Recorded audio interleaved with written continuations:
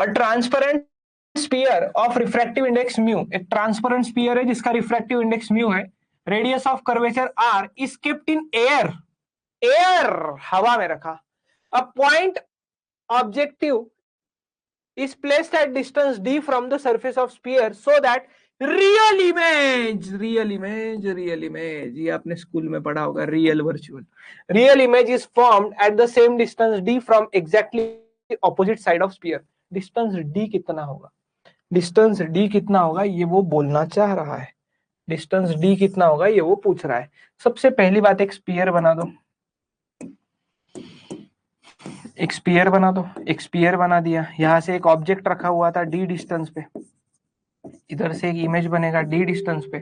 ठीक है, और इसका रेडियस r दिया हुआ है, समझ में आया, और इसका रिफ्रैक्टिव इंडेक्स भी कितना है म्यू। भाई साहब ये तो रिफ्रैक्शन फ्रॉम कर्व सरफेस हुआ ना, अभी क्या करें सर, अभी रिफ्रैक्शन फ्रॉम कर्व सरफेस,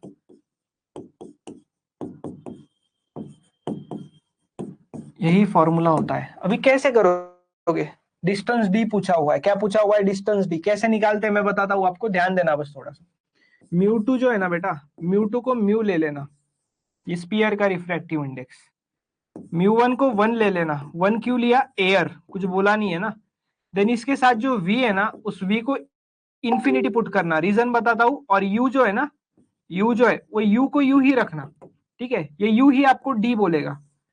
ये u ही आपको d बोल के देगा, d डिस्टेंस पे रखा है ना भाई। ये v इंफिनिटी क्यों लिया, क्योंकि वो रियल इमेज की बात कर रहा है,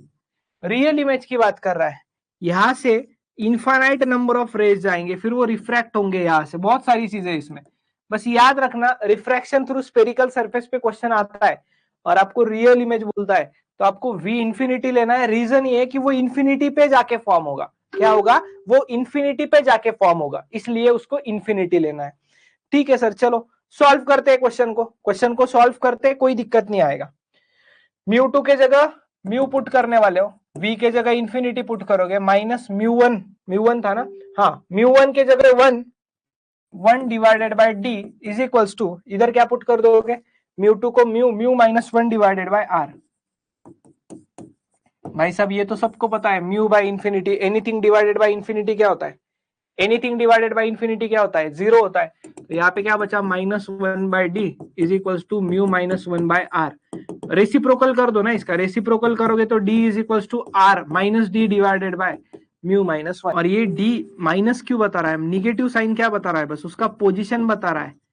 साइन कन्वेंशन के वजह से माइनस आया है,